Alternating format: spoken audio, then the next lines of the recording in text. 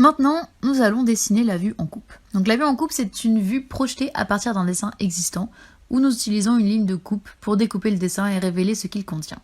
Cette ligne est également appelée le plan de coupe. Les vues en coupe sont une partie importante du dessin, utilisée pour donner plus de clarté au dessin. La ligne de section, donc la ligne de coupe, doit être parallèle dans toutes les zones.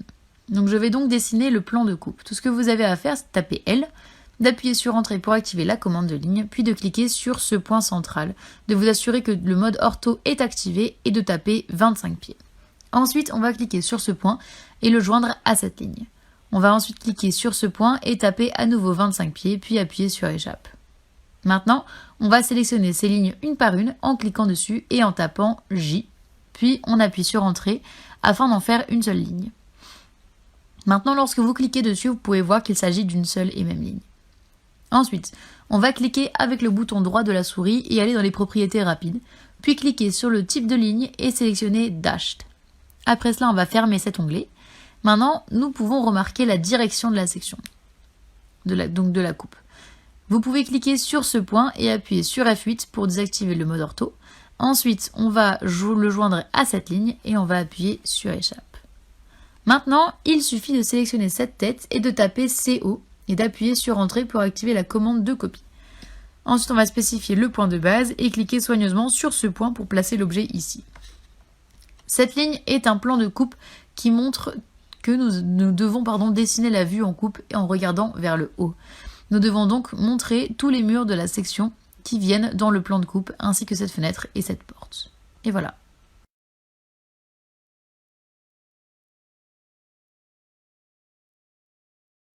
L'étape suivante pour dessiner la vue en coupe consiste à effectuer la projection à partir d'un dessin existant. Donc on va taper XL, on va appuyer sur Entrée, puis on va taper V pour vertical et appuyer sur la touche Entrée.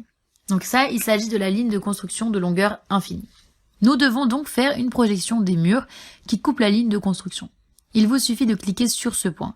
Ensuite, on va cliquer ici et on va faire de même pour tous les murs. Ok.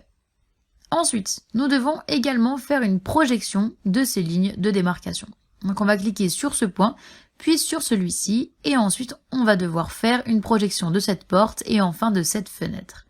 Nous devons également faire la projection de cette fenêtre-là, et ensuite on va appuyer sur Échappe. Nous ébaucherons la sous-structure de la section, donc de la coupe, dans les prochains tutoriels.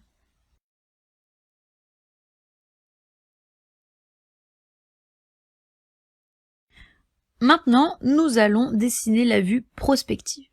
Donc il vous suffit de taper L et d'appuyer sur Entrée pour activer la commande de ligne, puis de cliquer sur ce point, et ensuite on va le joindre à cette ligne.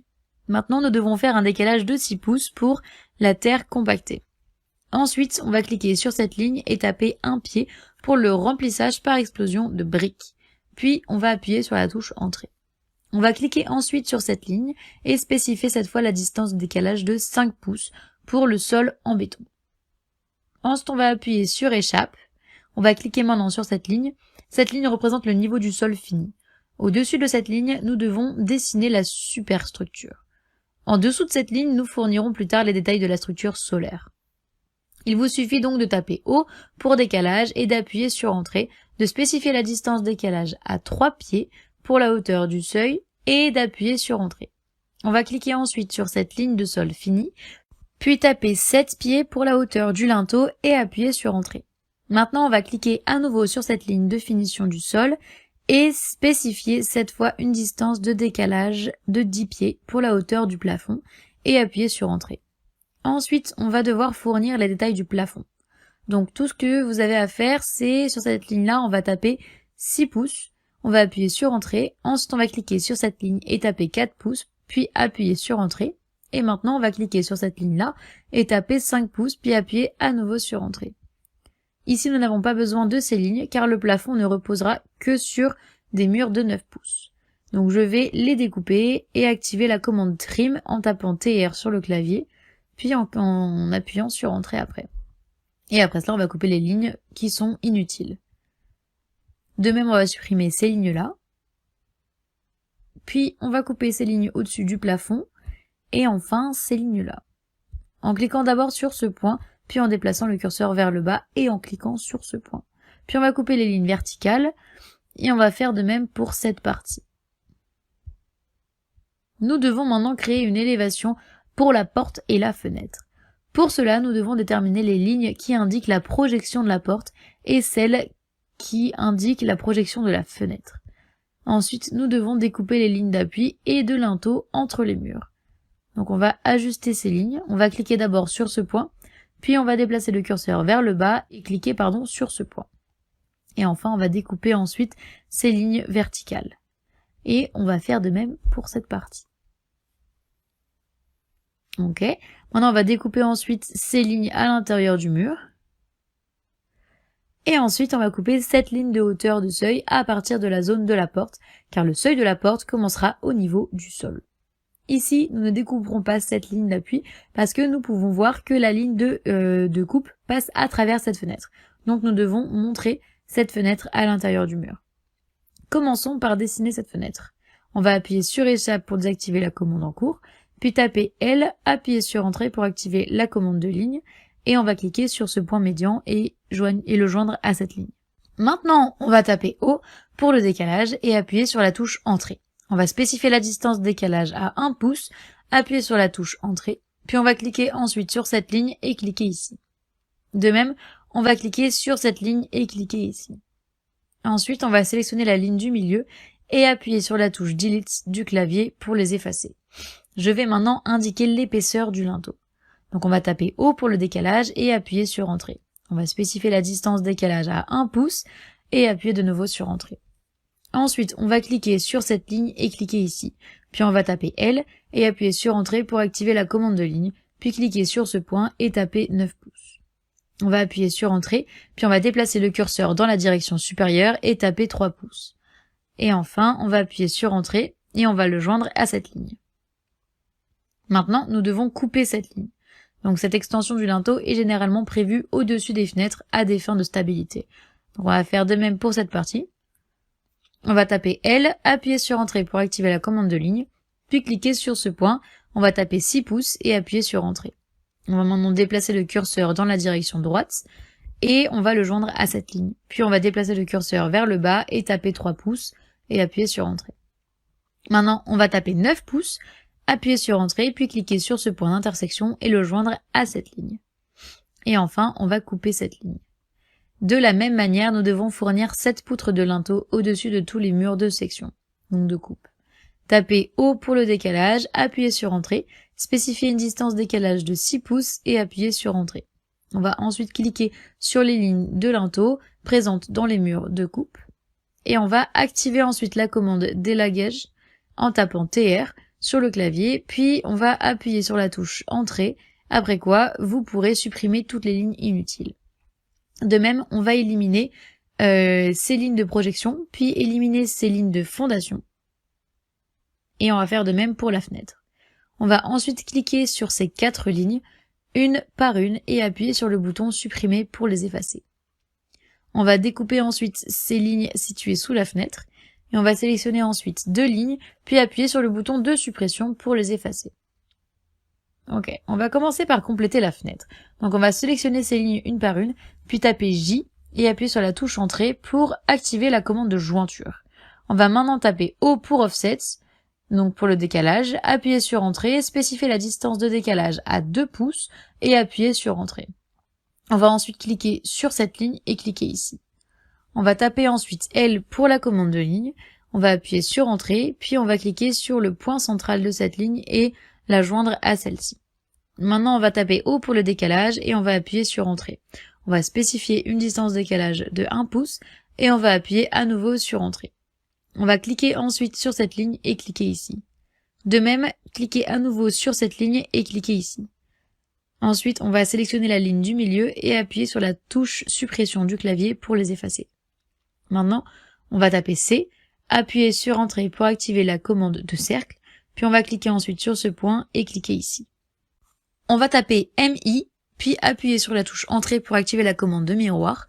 On va sélectionner ensuite l'objet, appuyer sur la touche Entrée, et on va appuyer ensuite sur la touche Entrée de nouveau. Ok. Maintenant, on va cliquer sur ce point, puis sur ce point, après avoir sélectionné No. Malheureusement, je n'ai pas cliqué sur le point médian de la ligne ci-dessus, donc on va devoir le refaire. On va taper MI, appuyer sur la touche entrée pour activer la commande de miroir, sélectionner ensuite l'objet et appuyer sur entrée. Maintenant on va cliquer sur ce point, puis sur ce point et on va sélectionner non. Nous devons maintenant dessiner l'élévation de la porte. Donc on va sélectionner ces lignes une par une et taper J, puis appuyer sur la touche entrée pour activer la commande de jointure. On va sélectionner maintenant la porte, taper O pour le décalage, appuyer sur entrée. On va spécifier une distance de décalage de 2 pouces. On va appuyer sur entrée, puis cliquer ici. On va taper C, appuyer sur entrée pour activer la commande de cercle, puis on va cliquer sur ce point et cliquer ici.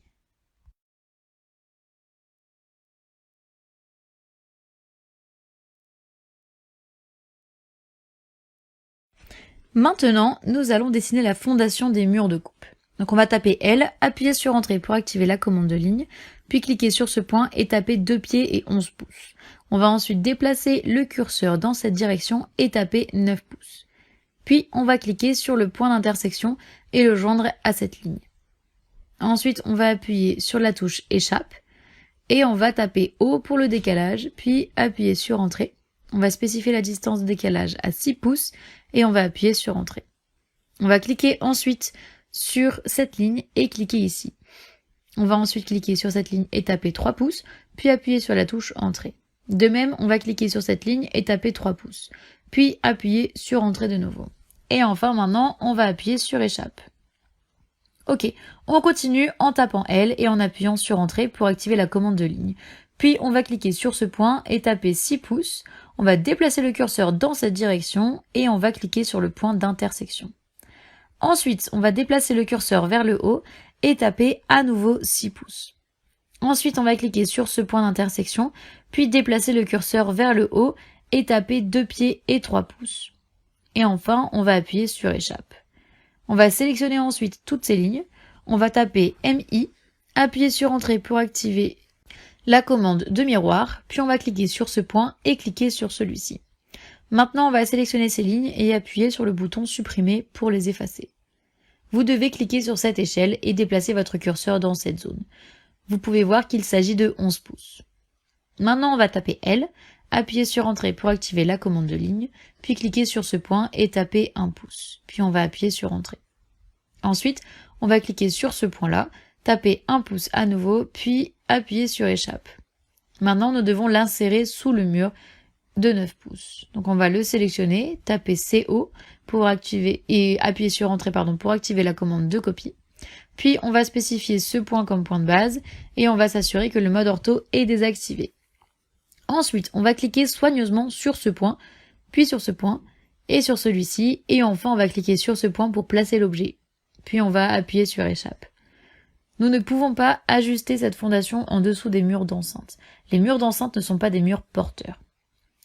Pour que notre structure soit économique, nous devons donc prévoir une fondation de 1 pied 6 pouces en dessous du mur. Donc on va créer la fondation pour un mur de 4,5 pouces. Tapez maintenant L, appuyez sur entrée pour activer la commande de ligne, puis on va cliquer sur ce point et taper 1 pied et 6 pouces. On va déplacer maintenant le curseur dans cette direction et taper 9 pouces. Puis on va cliquer sur le point d'intersection et le joindre à cette ligne. On va appuyer ensuite sur la touche échappe.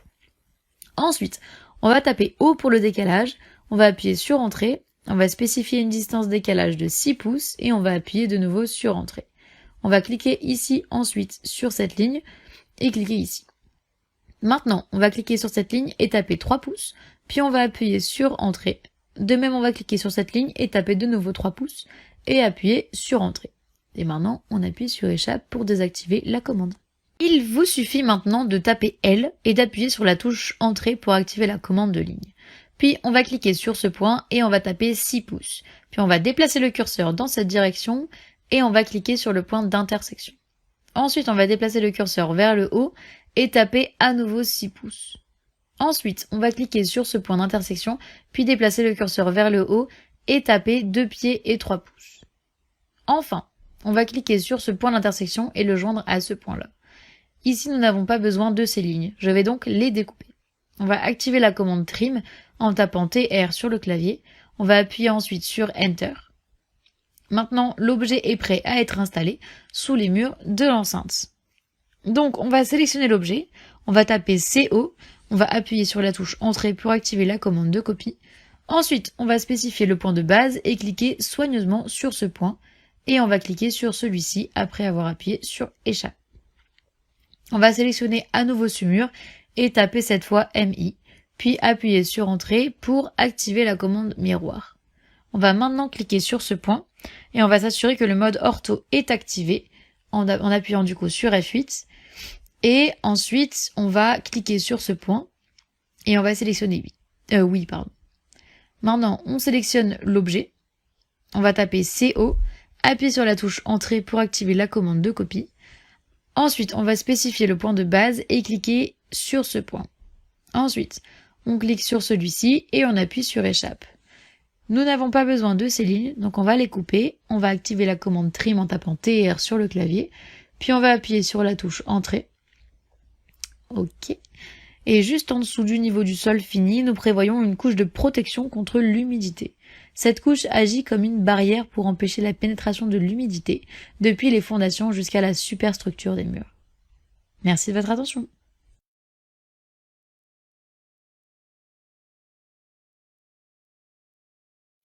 Il est temps maintenant de dessiner les murs de clôture et de parapet. Donc tout d'abord, nous allons terminer le plafond, puis nous ferons le mur de parapet au-dessus. Nous devons donc prolonger les dalles du plafond. On va taper L, on va appuyer sur Entrée pour activer la commande de ligne, puis on va cliquer sur ce point et taper 2 pieds. On va ensuite déplacer le curseur dans cette direction et cliquer sur ce point d'intersection. On va ensuite cliquer simplement sur ce point d'intersection et le joindre à cette ligne. On va faire de même pour ce site-là. On va taper L, appuyer sur Entrée pour activer la commande de ligne, puis cliquer sur ce point, taper 2 pieds, déplacer le curseur dans cette direction et cliquer sur ce point d'intersection. Et enfin, on va le joindre à cette ligne. Ici, nous n'avons pas besoin de ces lignes, donc on va les découper. Donc on va activer la commande Trim en tapant TR sur le clavier et on va appuyer ensuite sur Enter et on va faire de même pour cette partie. Ensuite, on va supprimer ces lignes. Et enfin, on va couper celle-ci. Ok. Maintenant, on va taper X pour activer la commande d'extension, puis on va cliquer sur cette ligne, puis cliquer sur cette ligne pour l'étendre. On va faire de même pour cette partie-là. Donc on clique sur cette ligne, puis sur cette ligne-là pour la prolonger. Maintenant, on tape L, on appuie sur Entrée pour activer la commande de ligne, puis on clique sur ce point et on tape 6 pouces. Maintenant, on va déplacer le curseur dans cette direction et le joindre à cette ligne. De même, on va cliquer sur ce point et taper 6 pouces. On va déplacer le curseur dans cette direction, puis on va le joindre à cette ligne. Ensuite, nous devons découper ces lignes en activant la commande de découpage. Donc on va taper TR sur le clavier, on appuie sur Entrée et on supprime ce que l'on veut supprimer. L'objectif de ces poutres, c'est de transférer la charge de la structure du premier étage à ces murs. Donc ces murs transmettront ensuite la charge à la fondation. Maintenant, on va créer des murs à parapet. Tapez L, appuyez sur Entrée pour activer la commande de ligne, puis cliquez sur ce point et tapez 4,5 inches. Donc 4,5 pouces, pardon. On va déplacer maintenant le curseur dans cette direction et taper 4 pieds. On va cliquer ensuite sur ce point d'intersection et on va le joindre à cette ligne. On va sélectionner ces lignes en cliquant une à une et on va taper CO, appuyer sur la touche Entrée pour activer la commande de copie et ensuite on va spécifier le point de base et cliquer soigneusement sur ce point pour placer l'objet à cet endroit. Puis on va appuyer sur Échappe. Ici, nous n'avons pas besoin de ces lignes, donc je vais donc les couper. Je vais activer la commande de suppression en tapant TR sur le clavier, puis je vais appuyer sur Entrée. Et maintenant, je vais appuyer sur la touche Échappe. Nous devons maintenant dessiner les murs de délimitation. Donc on va taper L et appuyer sur Entrée pour activer la commande de ligne, puis on va cliquer sur ce point et taper 6 pieds. On va déplacer maintenant le curseur dans cette direction et taper 4,5 pouces. Enfin, on va le joindre à cette ligne. On va faire de même pour celle-ci. Donc on va cliquer sur ce point, on va taper 6 pieds, on va déplacer le curseur dans cette direction et on va taper 4,5 pouces. Et enfin, on va le joindre à cette ligne. Nous devons maintenant indiquer le DPC, donc le Damp Proof Couche. Je vais donner une épaisseur de 4 pouces à cette couche. Je vais ensuite cliquer sur ce point et taper 4 pouces. Et je vais le joindre à cette ligne. De même, On va cliquer sur ce point et taper 4 pouces, puis cliquer sur ce point et enfin sur celui-ci et on va le joindre à cette ligne. Et on va faire de même pour tous les murs. Donc on va cliquer sur ce point, on va taper 4 pouces et on va cliquer sur celui-ci et ensuite sur celui-là qu'on va joindre à cette ligne. On va fournir ensuite une couche de protection contre l'humidité pour ce mur, puis pour celui-ci. Pour finir, on va ajouter la couche de protection contre l'humidité pour le mur d'enceinte. Et ensuite, nous devons étendre les murs jusqu'au DPC. Tapez maintenant X pour activer la commande d'extension, puis on va cliquer sur cette ligne pour l'étendre. On va faire de même pour celle-ci. Vous pouvez également cliquer sur ce point. Ensuite, vous devez déplacer le curseur vers la gauche et toutes les lignes seront prolongées sur le chemin de cette ligne d'extension. Et voilà.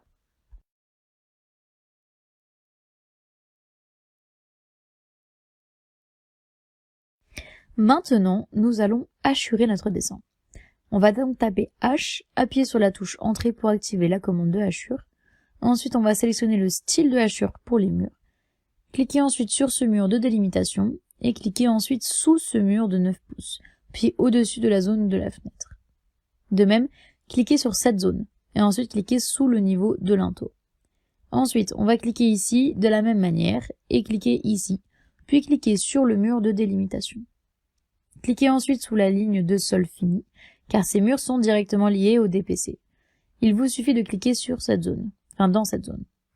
Ensuite, on va cliquer sur les fondations de tous ces murs. Ce type de trappe représente le travail de la brique.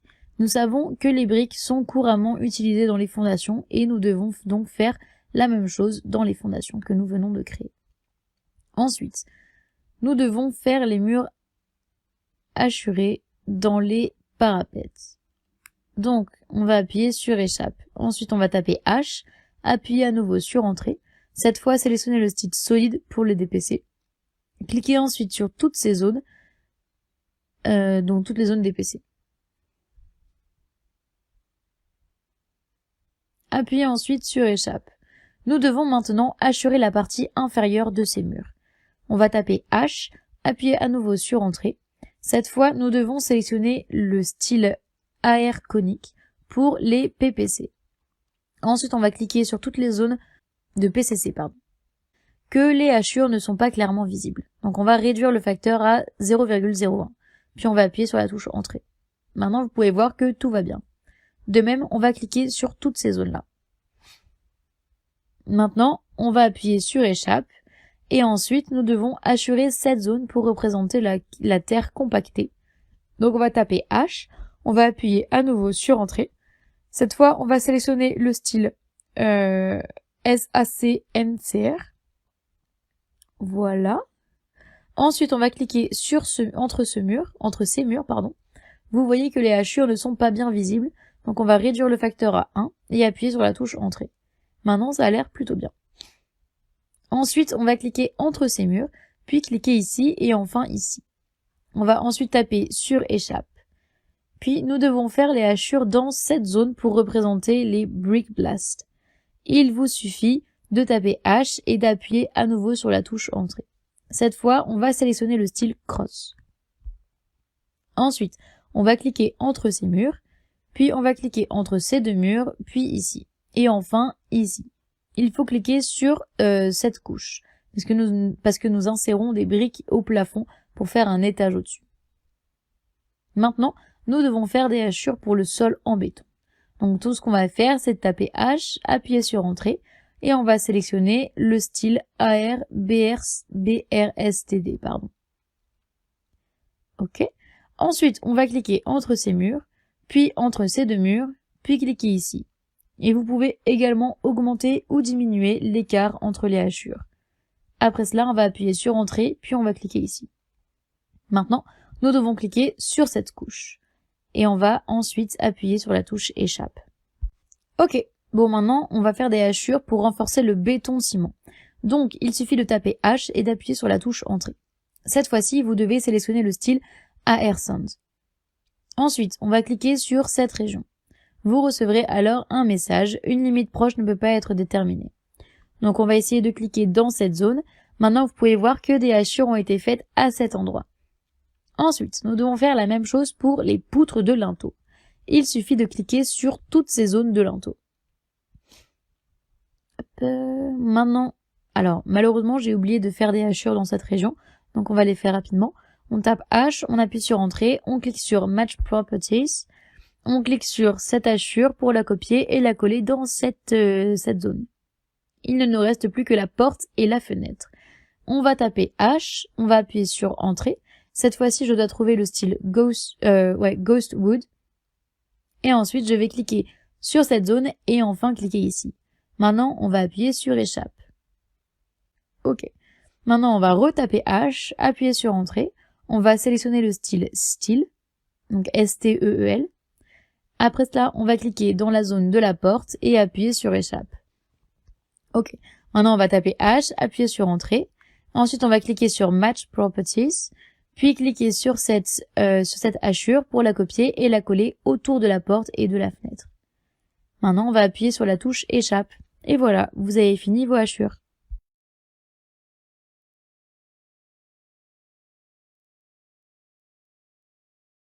Maintenant, nous allons ajouter du texte à notre dessin.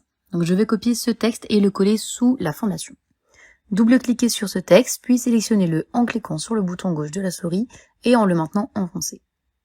Maintenant, on va écrire 5 pouces, donc en anglais, on va écrire 5 inches concrete floor over 1 feet brick blast over compacted earth. Donc en français, ça fait plancher en béton sur 1 pied de briques sur de la terre compactée. Ensuite, on va augmenter la largeur de la zone de texte. On va sélectionner ensuite tout le texte et taper 4,5 pieds. Puis on va appuyer sur la touche Entrée.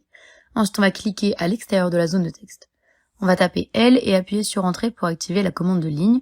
Puis on va cliquer sur ce point et cliquer ici. Je vais maintenant créer une tête de flèche. On va cliquer sur ce point, puis sur celui-ci, puis on va cliquer sur celui-là, puis sur ce point et on va le joindre à cette ligne. Et ensuite, on appuie sur Échappe. De même, on va faire une flèche ici pour PCC. Donc on va taper L, appuyer sur Entrée pour activer la commande de ligne, puis cliquer sur ce point et cliquer ici. On va maintenant créer une tête de flèche, donc comme on vient de le faire, on va cliquer sur ce point, puis sur celui-ci, puis sur ce point-là, et enfin sur celui-là, et on le joint à cette ligne. On va appuyer maintenant sur Échappe. On va cliquer ensuite sur le bouton Texte, on va spécifier le premier coin en cliquant, puis on va spécifier le coin opposé en cliquant ici. Donc ici, nous devons taper PCC. Puis on va appuyer sur Entrée et la deuxième ligne, on va taper 1, 2.2, 2.4, ce qui signifie une boîte de ciment, 2 boîtes de sable et 4 boîtes d'agrégat seront mélangées à fond. Enfin, on va sélectionner ce texte et changer sa couleur en bleu. On va attribuer ensuite une hauteur de 4,5 pouces au texte, puis on va appuyer sur la touche Entrée. On va cliquer ensuite à l'extérieur de la zone de texte. Donc on va devoir maintenant ajouter le texte pour les détails du plafond. Donc on va taper L, on va appuyer sur Entrée pour activer la commande de ligne, puis cliquer sur ce point et cliquer ici. Je vais maintenant créer une tête de flèche, on va cliquer sur ce point-là, puis sur celui-ci. On va désactiver le mode ortho, puis on va cliquer sur ce point, puis sur celui-ci, et on va le joindre à cette ligne. Puis maintenant on va cliquer sur Échappe. Ok, je vais simplement copier ce texte et le coller ici, puis je vais appuyer sur Échappe. Maintenant on va double-cliquer sur le texte, puis on va assigner 4 pouces à l'épaisseur de la couche d'explosion de la brique. La couche de HH de la brique. Ensuite on va supprimer la troisième ligne de texte, et on va taper 6 pouces RCC slab. On va cliquer ensuite à l'extérieur de la zone de texte. Maintenant, nous devons ajouter le texte pour le mur de parapet. Donc on va taper L, appuyer sur Entrée pour activer la commande de ligne, puis cliquer sur ce point et cliquer ici. On va maintenant créer la flèche. Donc on va cliquer sur ce point, puis sur celui-ci. On va désactiver le mode ortho, cliquer ensuite sur ce point, puis sur celui-ci et on va le joindre à cette ligne. Maintenant, on va cliquer sur Échappe. On va copier le texte de PCC et on va le coller ici. Ok, maintenant on va double-cliquer sur le texte et le sélectionner en cliquant sur le bouton gauche de la souris et en le maintenant enfoncé. Maintenant on va taper Parapet Walls, puis augmenter la largeur de la zone de texte. On va ensuite cliquer à l'extérieur de la zone de texte. Le dessin de la section est maintenant terminé. Donc dans la prochaine leçon, nous apprendrons à exporter ce fichier.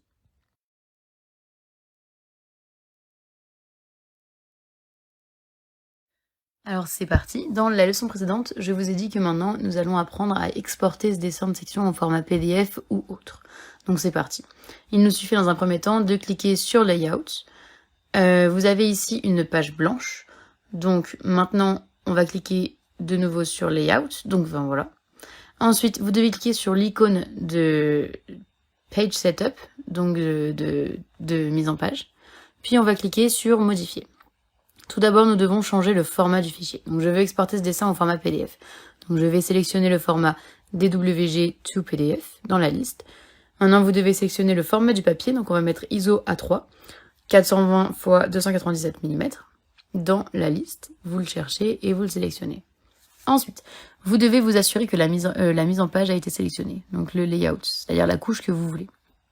Ensuite, on va sélectionner pour la qualité le maximum. Puis on va faire une impression en noir et blanc, donc on va sélectionner monochrome. Puis on va cliquer sur OK et fermer la page. Maintenant, cliquez sur le bouton Insert View et faites défiler la roue de la souris vers le bas jusqu'à ce que le plan devienne visible. Cliquez ensuite sur le coin supérieur gauche, puis cliquez sur le coin inférieur droit et appuyez sur Entrée. Maintenant, vous devez faire un clic droit sur cette page et sélectionner l'échelle 1 2.50. On va cliquer ensuite ici. Vous pouvez voir que le dessin a été imprimé sur cette page. Donc maintenant, on va cliquer sur le tracé, donc Plot, et vous n'avez plus besoin de modifier quoi que ce soit. Donc on va cliquer sur OK, on va maintenant donner un nom à notre fichier. Ensuite, on va cliquer sur Enregistrer, donc Save. Et après un certain temps, le fichier s'ouvrira automatiquement dans votre navigateur par défaut. Vous pouvez maintenant voir que tout est clairement visible. Vous pouvez également l'exporter dans d'autres formats. Il vous suffit de changer le format de fichier dans l'onglet Plots.